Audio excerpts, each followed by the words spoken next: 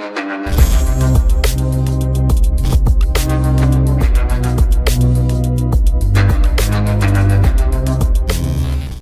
वालेकुम गाइस, कैसे हैं आप। उम्मीद करता हूं कि आप सब खैरियत से होंगे, खुश होंगे और हमारी दुआ है कि हमेशा खुश रहें, हंसते और मुस्कुराते रहें।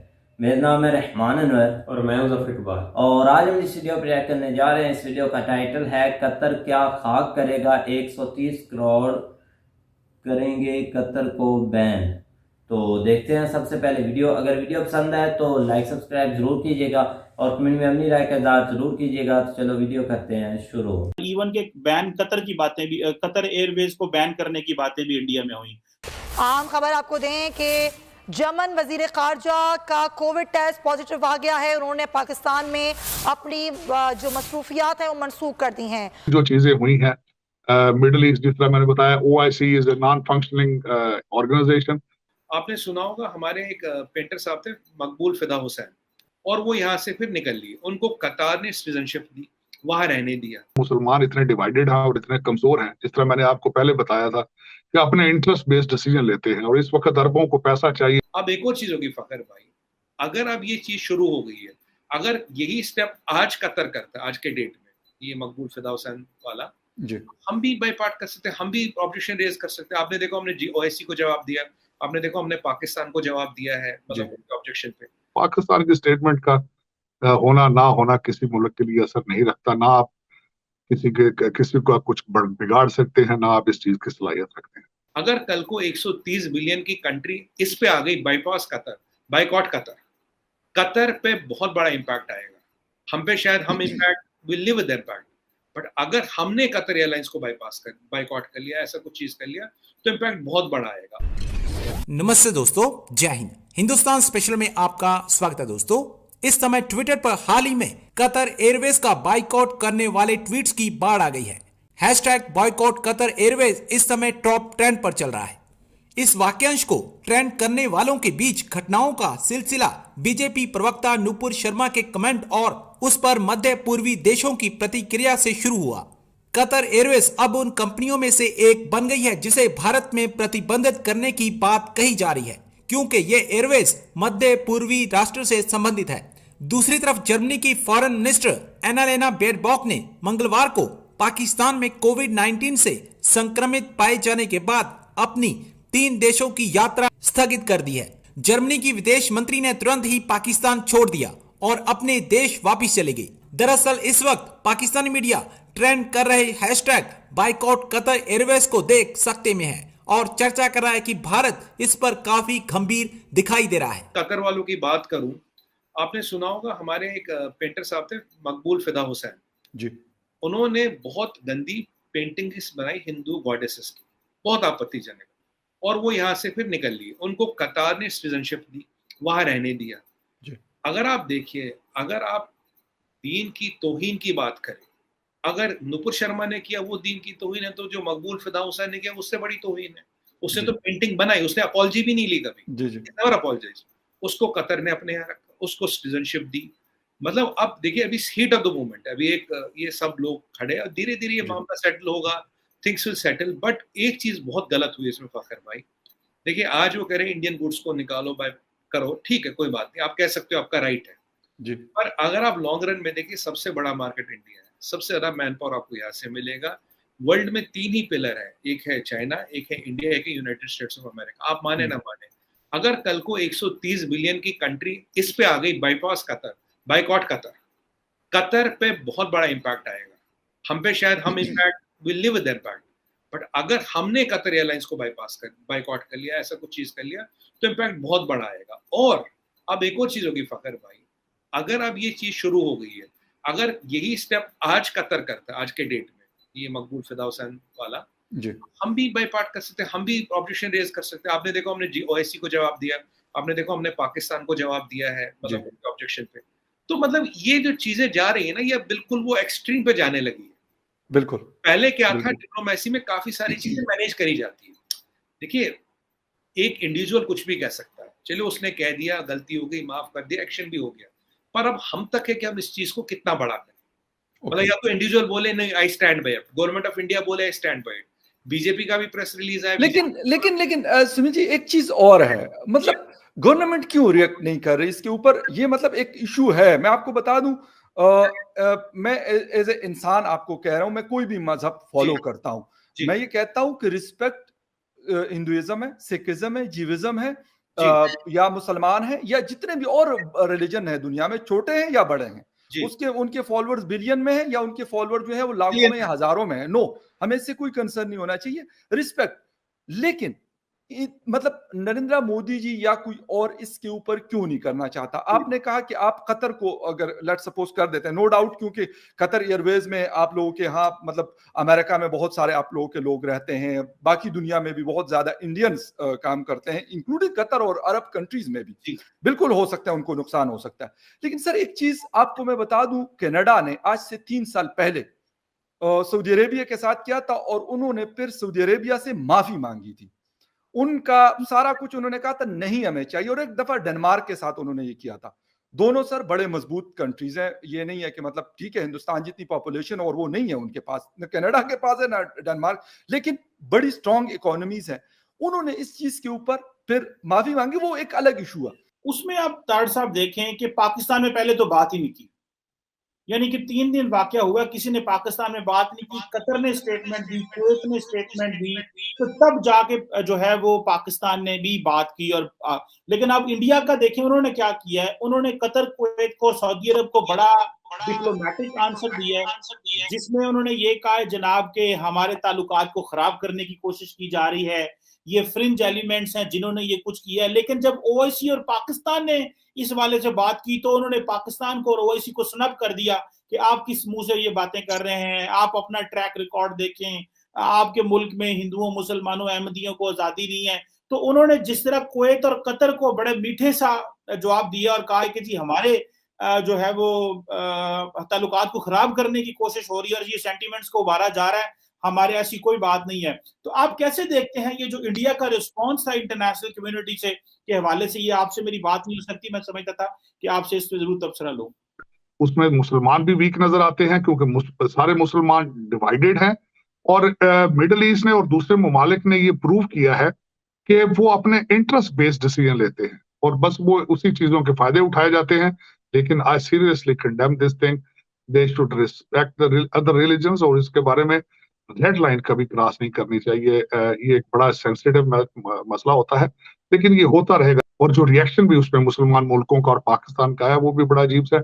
पाकिस्तान से रिएक्शन क्या आना था? पाकिस्तान को जिस तरह आपके अभी मिफ्ता इस्माइल साहब ने कहा हमारे पास तो जहर खाने के भी पैसे मौजूद नहीं है, तो पाकिस्तान की स्टेटमेंट का होना ना होना किसी मुल्क के लिए असर नहीं रखता। ना आप किसी को कुछ बिगाड़ सकते हैं, ना आप इस चीज की सलाहियत रखते हैं। अच्छा ताड़ साहब, वहां से इंडिया से एक और मौका भी है, वो कहते हैं कि जी ये जो मुसलमान है ये भी इंडियंस को, जो हिंदुओं के गॉड्स हैं उनके बारे में बड़ी बात करते हैं।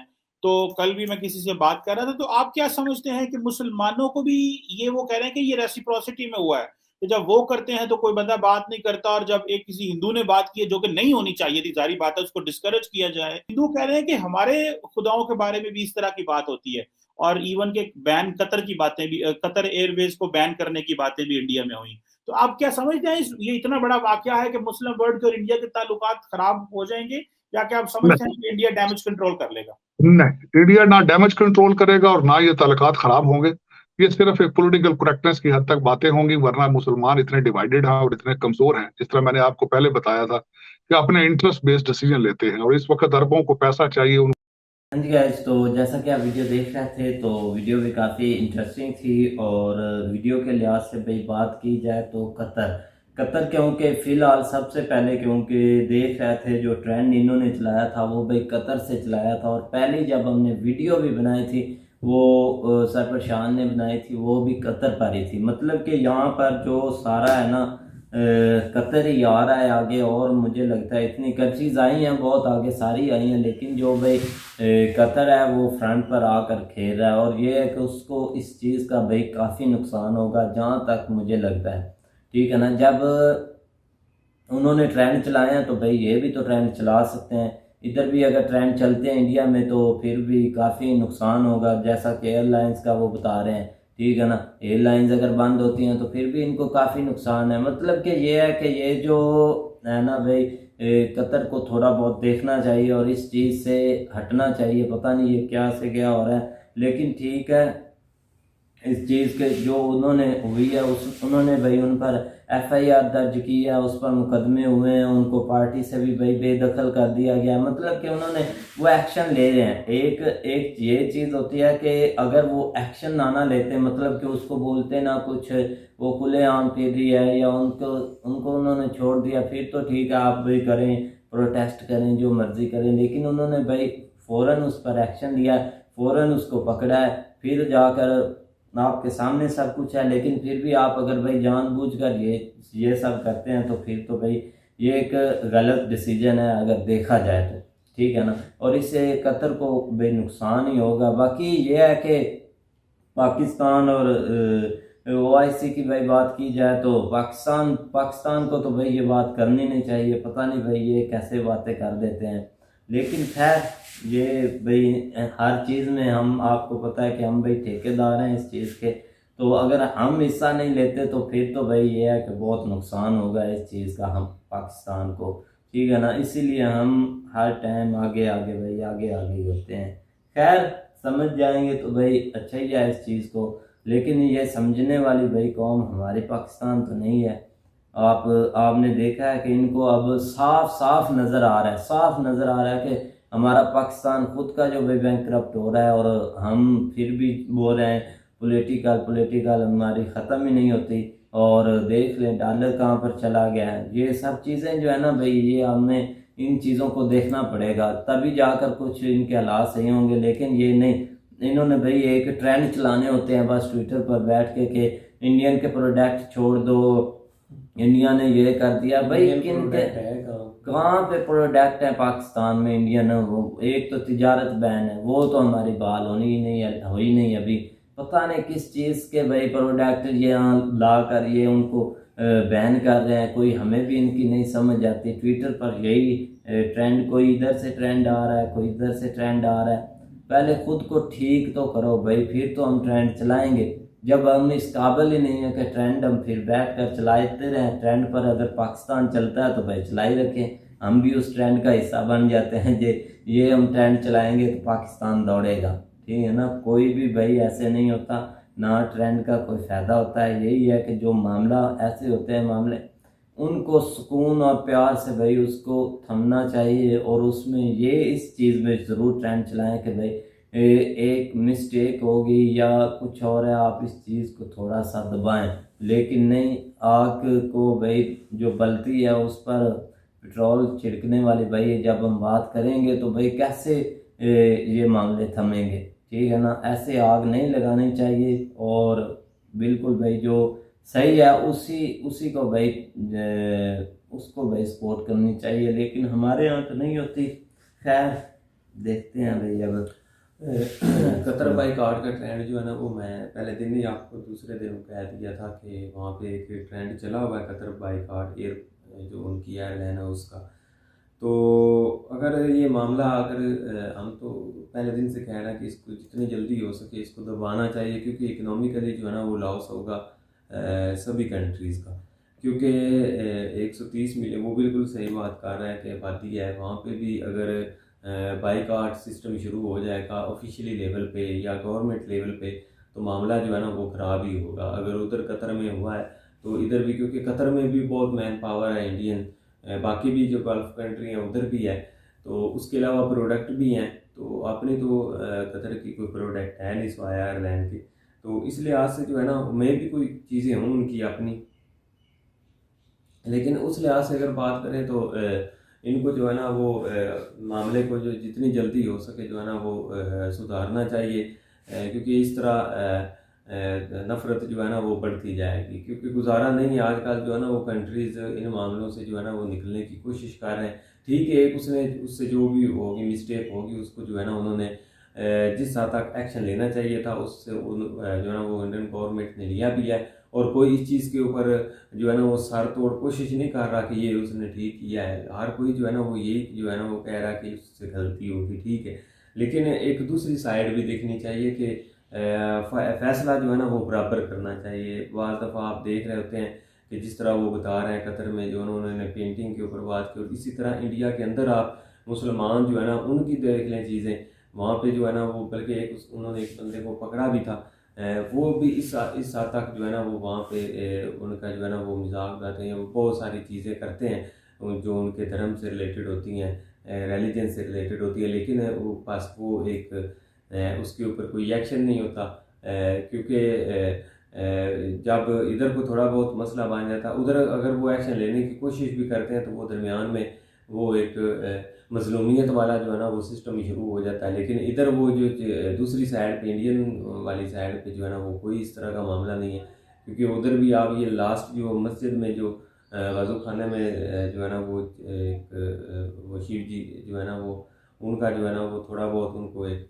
सबूत मिला है, तो उस पे अगर बात करें तो उस पे भी इन्होंने जोर दिया ये कह कर कि ये फुहारा है फुहारा है फुहारा, तो लिहाजा जो है ना वो अगर आप रिस्पेक्ट चाहते हैं तो रिस्पेक्ट देनी भी चाहिए, गिव एंड टेक का मामला होना चाहिए। अगर जितनी आप रिस्पेक्ट देंगे अगला भी आपको रिस्पेक्ट उतनी ही देगा, लिहाजा जो है ना वो एक बराबर होकर चलना चाहिए। बिल्कुल भाई, तो हमेशा इस चीज़ को सपोर्ट करनी चाहिए कि भाई इससे मामले को भाई थमने में हेल्प करनी चाहिए। तो उम्मीद करते हैं कि गाइस आपको वीडियो पसंद आई, अगर पसंद आए तो लाइक सब्सक्राइब जरूर कीजिएगा और कमेंट में अपनी राय का इज़हार ज़रूर कीजिएगा। अल्लाह हाफ़िज़।